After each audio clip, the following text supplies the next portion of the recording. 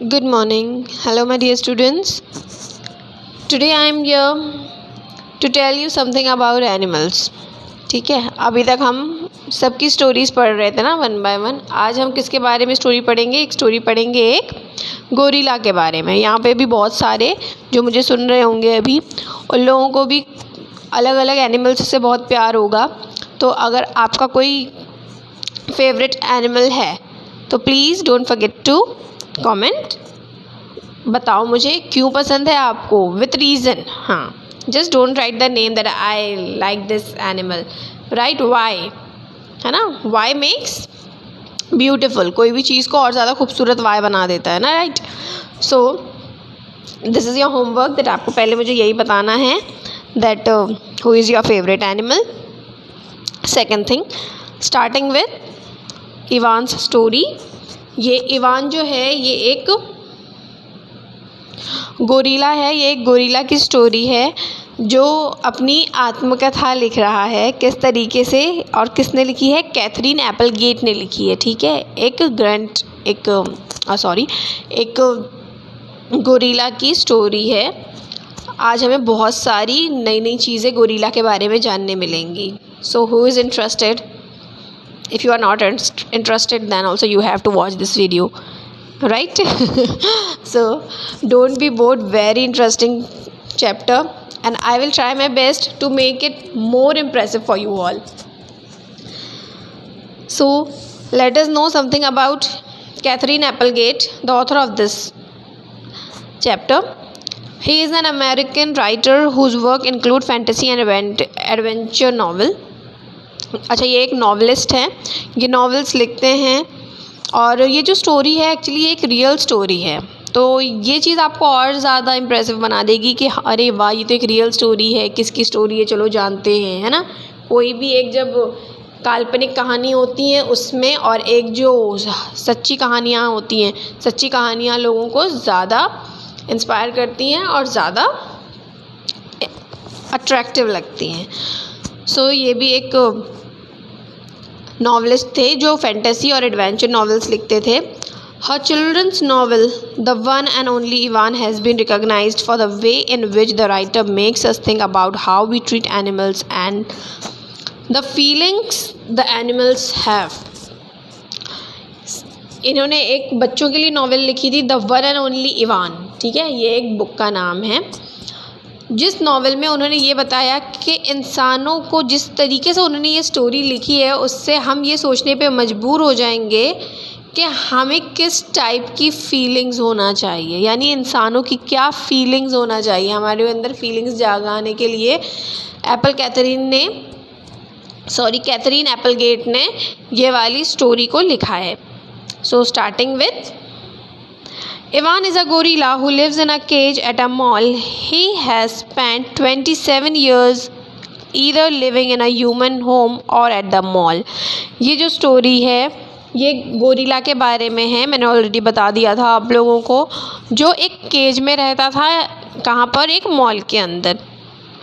He has spent 27 years either living in a human home or at the mall. उसने 27 years अपनी ज़िंदगी के 27 साल एक ह्यूमन के इंसानों के बने हुए घर पे या मॉल में रहकर गुजारे थे. The story told by Ivan is about how he has nearly forgotten his life in the wild. तो ये जो स्टोरी है वो एक्चुअली वो बोलते हैं ना आत्मकथा, उस टाइप की है. तो इसमें जितनी भी आप पढ़ोगे वो सिर्फ जो नरेटर मिलेगा आपको तो वो खुद एक गोरिल्ला ही मिलेगा.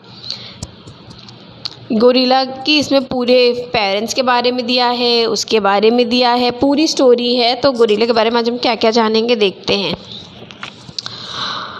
The book was inspired by the true story of Ivan who lived in a similar situation for 27 years. और ये जो बुक है ये इंस्पायर हुई है किससे?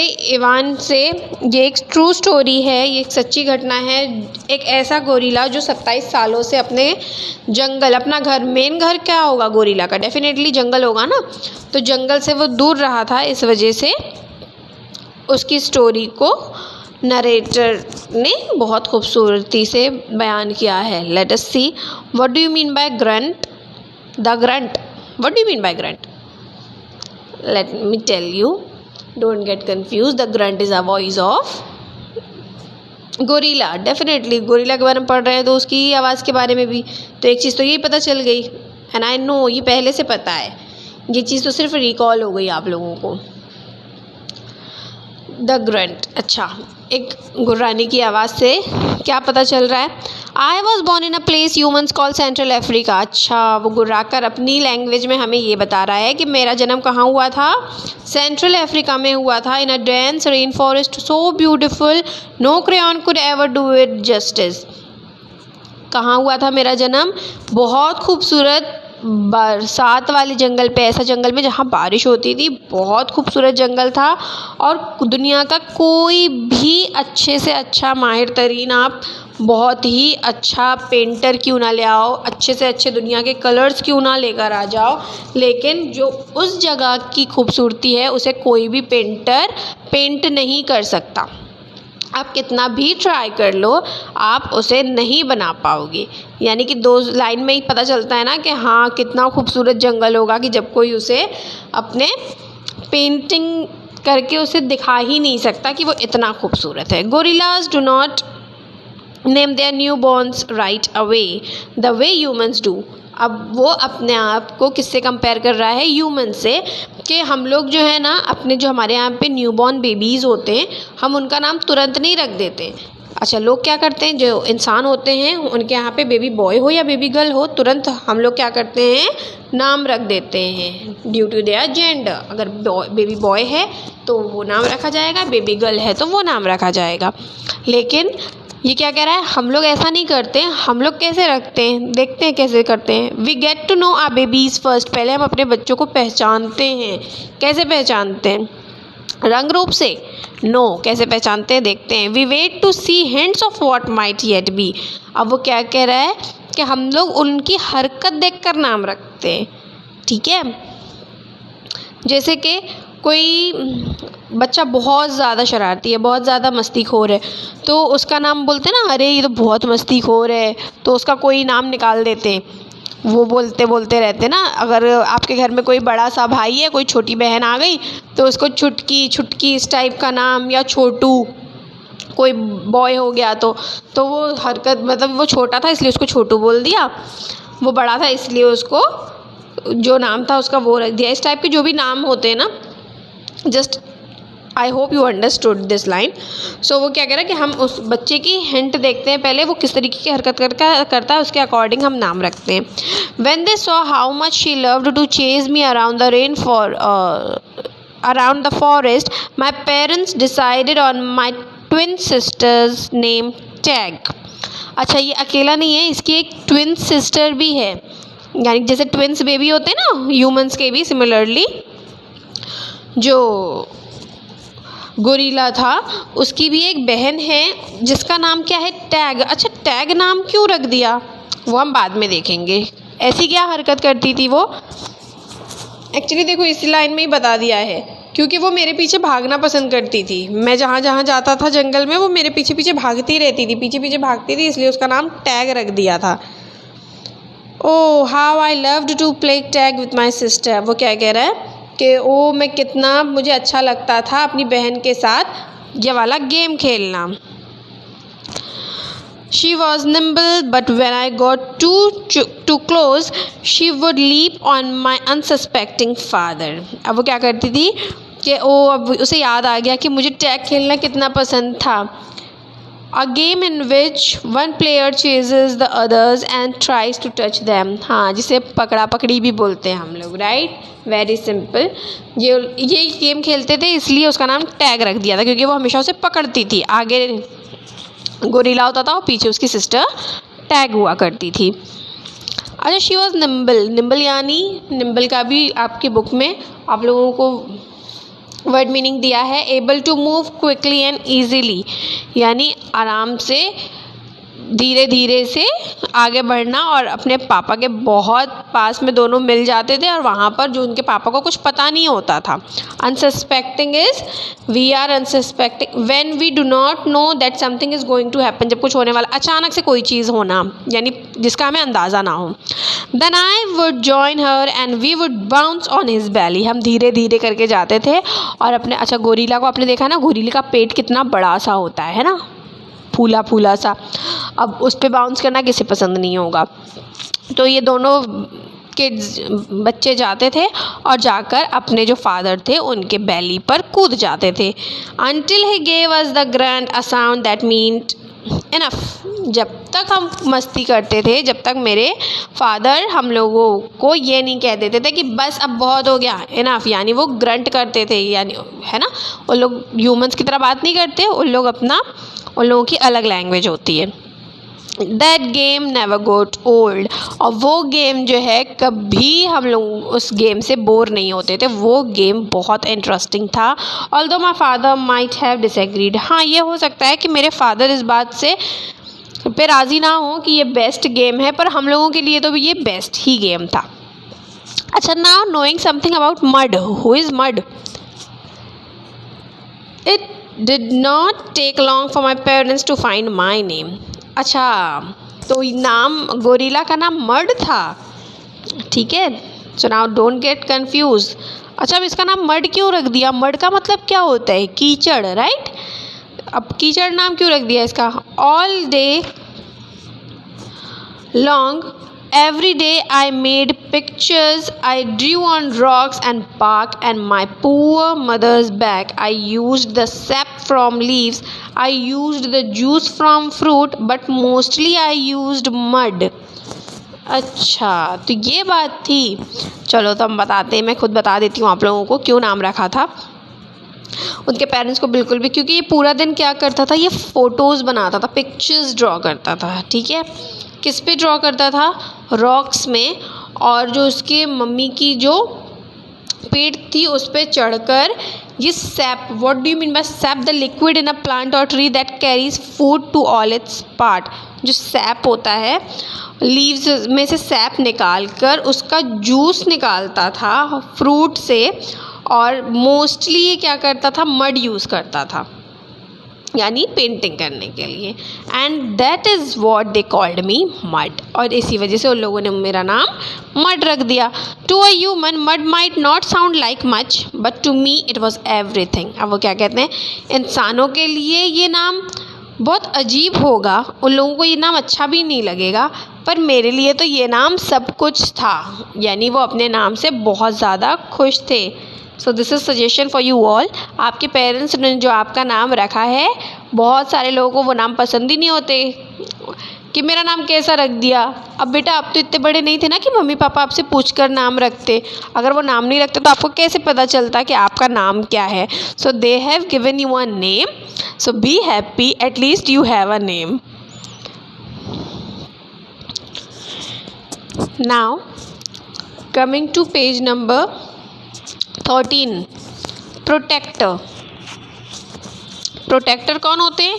जो हिफाजत करते हैं, right. Starting, my family which humans call a troop was just like any other gorilla family. There were 10 of us, my father, the silverback, my mother, and 3 other adult females, a young male called a blackback, and 2 other young gorillas. Tag and I were the babies of the group. We fought from time to time, but my father knew how to control us with a simple scowl. And for the most part, we were happy to do what we were meant to do. To feed and search for food and nap and play. My father was a master at leading us to ripest fruit for our morning feast and the finest branches for our night nest. He was everything a silverback is meant to be, a guide, a teacher, a protector. Okay. अब ये क्या कहता है gorilla? अब हम gorilla नहीं बोलेंगे, अब हम मड बोलेंगे, ठीक है। पहले हमने गोरिल्ला कहा, अब हमें पता चल गया कि उसका नाम क्या है, मड। अब हम मड बोलेंगे। अब मड क्या बोल रहा है कि जो हम लोगों की फैमिली थी, इंसान जिसे ट्रूप कहते हैं, है ना, जो कलेक्शन होता है, जो हम पूरे ग्रुप को जो नाम से बुलाते हैं, हम उसकी बात कर रहे हैं अभी। जैसे बहुत सारे लोग अगर एक जगह खड़े होते हैं तो हम उसे क्राउड कहते हैं, राइट। तो वैसे ही हम जो ग्रुप ऑफ गोरिल्लाज हैं उन्हें हम ट्रूप कहते हैं। सो वो क्या कह रहे हैं कि इंसान जिसे ट्रूप कहते हैं वॉज जस्ट वो बिल्कुल सेम, एक जैसे गोरिल्ला की अदर फैमिलीज़ होती हैं, हम भी सेम वैसे ही थे। और हम लोग कितने लोग थे, हम लोग टोटल 10 मेंबर थे, यानी एक ट्रूप में 10 लोग रहते थे। अब वो अपने फादर को क्या कह रहा है, सिल्वर बैक। क्या कह रहा है, सिल्वर बैक। अब क्यों कह रहा है वो भी हमें पता चला, पर मैं बताऊंगी वो बाद में आपको, नेक्स्ट आपको लास्ट लाइन में जब आऊँगी तब। और जो उसकी मम्मी थी, एक फादर हो गए, एक मम्मी हो गई, 3 अडल्ट फीमेल्स और थी, यानी 3 और होंगी। और अब वो कौन थी इसमें ये स्पेसिफाई नहीं किया है। एक यंग मेल था जिसका नाम ब्लैक बैक था, ठीक है, एक यंग मेल और था जिसका नाम ब्लैक बैक था, और 2 यंग गोरिल्लाज और थे। और ये दोनों जो बेबीज़ थे, टैग और मड जो थे, वो उसके घर के बेबी थे। हम लोग बहुत ज़्यादा लड़ाई करते थे। कौन, दोनों भाई बहन, है ना। हम लोग भी अपने भाई बहनों से बहुत लड़ाई करते हैं, और फिर बाद में हमें वो जब भाई बहनों से दूर जाते हैं तो वो लड़ाइयाँ याद भी बहुत आती हैं, राइट। हाँ, तो ये दोनों भी बहुत लड़ाई करते थे, मस्ती वाली लड़ाइयाँ, गुस्से वाली लड़ाई नहीं। लेकिन मेरे फादर को ये बात अच्छे से पता थी कि किस तरीके से हम लोगों को, एक जो स्काउल का मतलब क्या होता है, दिया है, एन एंग्री लोग, जो देखा होगा जब हम बहुत ज़्यादा मस्ती करते हैं तो हमारे पेरेंट्स हमें आंखें दिखाते हैं, बहुत गुस्से में देखते हैं, हम वहाँ पर ही सतर्क हो जाते हैं, नो बस बहुत हो गया, आप स्टॉप हो जाओ, इससे पहले कि कोई दूसरी महाभारत शुरू हो जाए। हाँ, तो उसके फादर को अच्छे से पता था ये लोग कितने भी मस्ती कर लें, पर उन्हें ये पता था अच्छे से कि उन्हें किस तरीके से लोगों को कंट्रोल करना है। और उस टाइम पर ये चीज़ बहुत ज़्यादा लोगों को खुशी देती थी। क्या चीज़ खुशी, बाकी का जो टाइम था वो लोगों के लिए बहुत फ्री हुआ करता था। बाकी टाइम पे उन लोगों को क्या, उन लोग खाना ढूंढने जाते थे, खुद खाते थे, किससे यहाँ कहाँ घूमना है, कहाँ जाना है, यानी कि उनको फुल फ्रीडम थी। और जो उनके फादर थे, ही वॉज अ मास्टर, वो पूरे घर को लीड करते थे। वो मॉर्निंग के टाइम पर फ्रूट्स लेकर आते थे खाने के लिए, रात के टाइम पर खाना लाना उनका ही काम था। वो बहुत अच्छे अच्छे ब्रांचेस लेकर आया करते थे खाने के लिए। और फिर वो क्या कहता है, मेरे जो फादर थे, ही सिल्वर बैक, यानी कि what do you mean by silverback, a guide, a teacher, a protector. वो कौन है, गाइड भी हैं, वो एक टीचर भी हैं, और वो एक प्रोटेक्टर भी हैं, क्योंकि वो सारे काम एक साथ कर रहे थे। सो प्रोटेक्टर हो गया। अब हम स्टार्ट करेंगे the perfect life. Gorilla babies, elephant babies and human babies are not so different, except that a gorilla gets to spend the day riding on his mother's back. अच्छा, वो क्या कह रहे हैं कि जो गोरिल्ला के बेबी होते हैं, एलिफेंट बेबी होते हैं और ह्यूमंस के बेबी होते हैं, इन तीनों में कुछ ज़्यादा फ़र्क नहीं है। बस इतना फ़र्क ज़रूर होता है कि जो गोरिल्ला के बेबी होते हैं, यानी कि जो हम लोग होते हैं, हम लोग हमेशा अपने मम्मी के बैक पे बैठकर घूमते रहते हैं, ठीक है। देखा है ना आप लोगों ने कैसे वो अपने किस तरीके से, जो अच्छा गोरिल्ला नहीं देखा तो मंकी तो एटलीस्ट देखा ही होगा, मंकी अपने बेबीज़ को किस तरीके से कैरी करते हैं, वो हर वक्त अपने बेबी को उसी तरीके से कैरी करके रखते हैं। और ह्यूमंस और एलिफेंट हर वक्त नहीं रखते, उठाते हैं गोद में, पर जब ज़रूरत होती है तब। Slowly, carefully, a young gorilla begins to go further and further away from the safety of his mother's arm. He learns the skill he will need as an adult, how to make a nest of branches, weave them tightly or they will fall apart in the middle of the night, how to beat your chest. Okay. अब इसमें क्या बता रहा है कि धीरे धीरे जब गोरिल्ला बड़े होने शुरू हो जाते हैं तो उन्हें धीरे धीरे करके उनके जो मदर कैरी करके रखती हैं वो हटाना शुरू कर देती हैं और उन्हें सारी स्किल्स सिखाना शुरू की जाती हैं कि किस तरीके से एक अडल्ट बेबी जो होता है उसको किस तरीके से बड़ा होने की, जैसे इंसान कुछ वैल्यूज़ सिखाते हैं ना, ये बेटा ये काम कर लो, ये काम कर लो, अब ये सीख लो, ये सीख लो। सिमिलरली वो लोग भी अपने बच्चों को सारे काम सिखाते हैं, स्पेशली ये सिखाते हैं कि उन्हें अपना घर किस तरीके से बनाना है। बहुत अच्छे से जो ब्रांचेस होती हैं अपना नेस्ट बनाने के लिए बहुत अच्छे से टाइटली कवर करो, टाइटली अच्छे से बांध कर अपना काम अच्छे से करो, वरना क्या भरोसा आधी रात में ही आपका घर गिर जाएगा। और किस तरीके से अपनी चेस्ट को बीट करते हैं, देखा है गोरिल्ला किस तरीके से बीट करते हैं अपनी चेस्ट को, वो सिखाया जाता है, वो भी एक ट्रेनिंग में ही इंक्लूड होता है। Cup your palms to amplify the sound. How to move from tree to tree. Don't let go. How to be kind, strong and loyal. As a young gorilla, you make mistakes, you play, you learn. You do it all over again. It was for a while a perfect life. अब उन्होंने अपनी life को बिल्कुल perfect life बोला है। क्यों बोला है? फिर what do you mean bye amplify? Make louder, अपनी आवाज़ को और तेज़ कैसे करना है। और ट्रीज़, सब मोस्टली जो मंकी गोरिल्लाज होते हैं ये ट्रीज़ टू ट्रीज़ दौड़ने पे, छलांग लगाने के लिए बहुत ज़्यादा मशहूर होते हैं। वो कैसे करते हैं ये भी उनको ट्रेनिंग मिलती है, किस तरीके से काइंड होते हैं ये, और स्ट्रॉन्ग कैसे होना है, और स्पेशली लॉयल बहुत होते हैं ये। तो इन चीज़ों को क्या है, इन्हें ट्रेनिंग दी जाती है। और एज अ यंग गोरिल्ला जब तो आप बड़े हो जाते हो, तो जब आप गलती करते हो, जब आप बड़े होते जाओगे तो इंसान डायरेक्ट तो हर चीज़ नहीं सीख लेता ना, पहले वो अपनी गलतियां करता है, फिर उससे सीखता है ना, फिर कुछ गेम सीख लेता है। यानी कि जैसे कि इंसान के साथ होता है सिमिलरली वैसे ही गोरिल्लास के साथ भी होता है। और आप जब गलती करते हो तो फिर आप वो बार बार करते हो, है ना, और फिर करते करते वो चीज़ बिल्कुल परफेक्ट हो जाती है। और इस तरीके से यानी ट्रेनिंग लेते लेते क्या होते हैं, वो लोग बिल्कुल परफेक्ट लाइफ जीने लगते हैं। नाउ द एंड किस चीज़ का? One day, a still day, when the hot air hummed, the humans came. अच्छा, उसके जंगल में ज़िंदगी का आखिरी दिन कैसा हुआ? हमें अभी तक तो वो जंगल की स्टोरी बता रहा है, वो ये बताएगा ना कि वो इंसानों तक कैसे आया, पूरी स्टोरी देखना है हमें। The hot air hummed यानी the day was so still and quiet that you could hear the air as it went past. इतनी ज़्यादा गर्मी के दिन थे कि जब वहाँ से हवा गुजर रही थी तो वो भी सुनाई दे रहा था, और इतनी ज़्यादा वहाँ पे खामोशी थी। एक दिन क्या होता है, और उसी दिन वहाँ पर इंसान आ जाते हैं। Now wine. After they captured my sister and me, they put us in a crammed dark crate. What is crammed? Small and crowded with not much room to move, and crate is large wooden container for transporting something.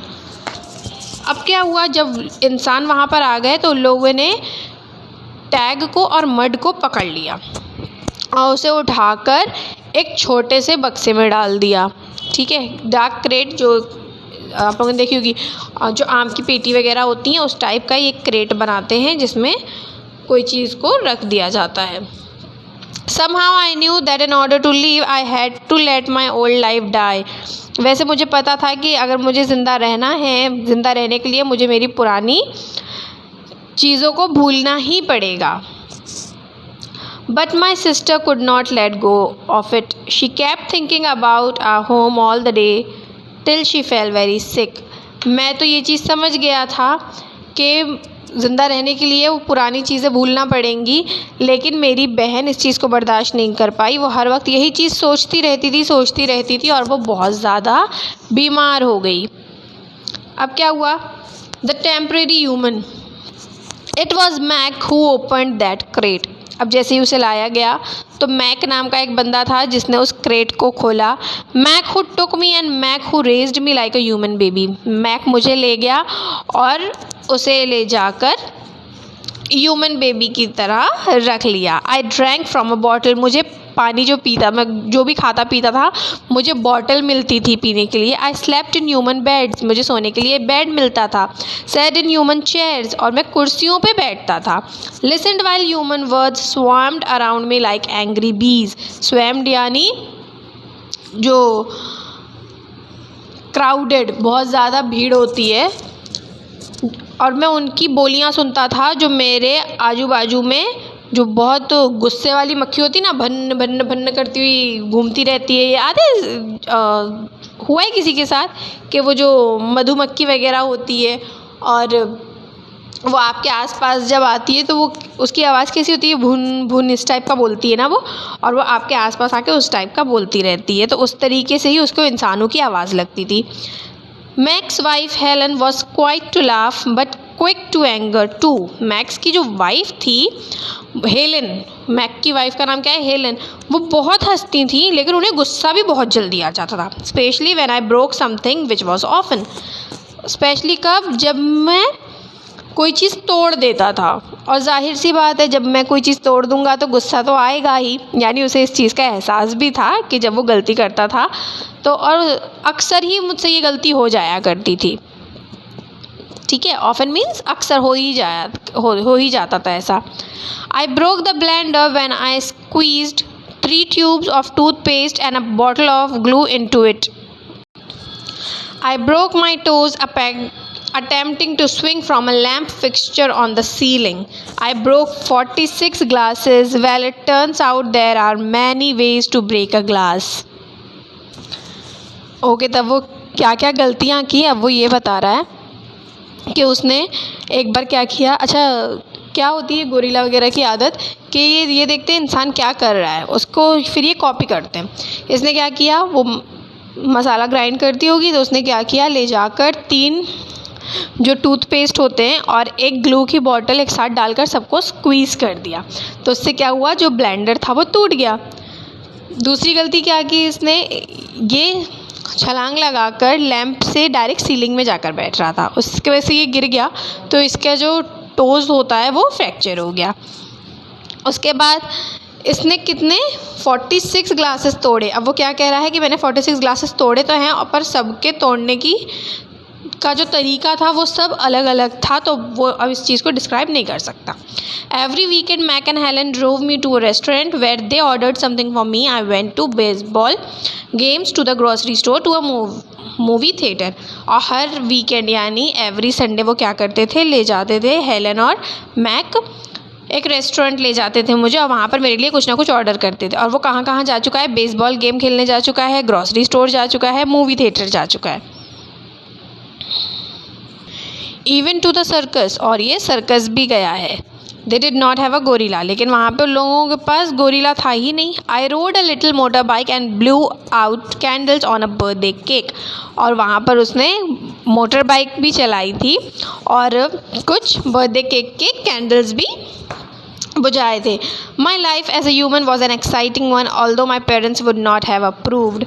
मेरी जो life थी इंसानों के साथ, इंसानी ज़िंदगी मेरी बहुत ही खूबसूरत थी, हाँ, लेकिन मेरे मम्मी पापा बहुत what is approve thought of something as good Evan's life as a human, पर मेरे मम्मी पापा उस चीज़ को नहीं सोच सकते कि मेरी ज़िंदगी इतनी अच्छी भी हो सकती थी। Now last, hunger. In my new life as a human, I was well taken care of, yet at night, lying alone in my pajamas, I longed for the cheerful grunts of a play fight and the easy safety of my nearby troop. अब वो क्या कहता है कि जब मैं इंसान था, इंसानों की तरह मैं जी रहा था, मेरा बहुत अच्छे से ख्याल रखा जा रहा था। रात के टाइम पे मैं अकेले बढ़िया पैजामा पहन के सोता था, मैं बहुत खुश था। लेकिन what is easy safety? Here Ivan is talking about the feeling of being loved and protected by his troop. लेकिन अब उसको क्या चीज़ याद आ गई कि किस तरीके से उसकी ट्रूप ने उसकी ख्याल रखा था। यानी इतना प्यार मिलने के बाद भी उसे अपना घर याद आ रहा था। इससे क्या पता चलता है हमें कि दैट ही इतनी अच्छी ज़िंदगी के बाद भी उसे अपना घर वो भूला नहीं था, उसे अभी भी उसकी याद आ रही थी। कहीं ना कहीं उसकी ज़िंदगी में उसके घर की कमी थी। Remember what happen to Tag, I told myself don't think about the. अब वो क्या कहता है, अपने आप से क्या कह रहा है कि ये याद रखो टैग के साथ क्या हुआ, मत याद करो जंगल को, यानी टैग के साथ कुछ हुआ था जिसके वजह से वो क्या कह रहा है कि टैग को याद करो और मत सोचो। Still something I lay awake wishing for the warmth of another just like me. लेकिन कुछ समय क्या होता था, मैं जागता रहता था यही सोचते हुए कि मेरे साथ क्या हुआ और मेरे जैसे जो कुछ और भी गोरिल्लाज हैं उनके साथ क्या हुआ। Later Evan is sent to a shopping mall where he becomes a part of a stationary circus for many years. Here he becomes used to humans watching him all the time and he hardly even thinks of the jungle. After people begin to protest about Ivan's living conditions at the mall, he is adopted by a zoo. To know more about Ivan and what happens to him, read the complete novel. Okay अब क्या है कि उसके बाद क्या होता है, यहाँ तक तो इसकी स्टोरी बता दी गई है। उसके बाद इवान को एक शॉपिंग मॉल पे भेज दिया जाता है जहाँ पर बहुत सारे लोग आते जाते थे, सर्कस में दे दिया गया था। तो वहाँ पर वो बहुत ही कम अपने घर वालों को याद करता था क्योंकि वहाँ पे इतने लोग आते थे कि वो उनको देखने में ही बिज़ी रहता था। उसके बाद कुछ दिनों बाद वहाँ से ज़ू वालों ने उसे ले लिया। अभी तक वो मॉल में था ना, अब उसे वहाँ से ज़ू वालों ने ले लिया। अब आगे कैथरीन एप्पलगेट क्या कह रहे हैं कि अगर आपको इसके बारे में और भी स्टोरी जाननी है तो आप जाकर पूरी नॉवेल, जिसका नाम क्या था, the one and only Ivan, इसकी ये वाली नॉवेल ले लीजिए और उसमें इसकी पूरी स्टोरी पढ़ लीजिए। I hope this was very interesting story and you found it quite interesting, right? If you liked it, don't forget to comment and don't forget to subscribe. Definitely I will upload the question answer also soon. Thank you.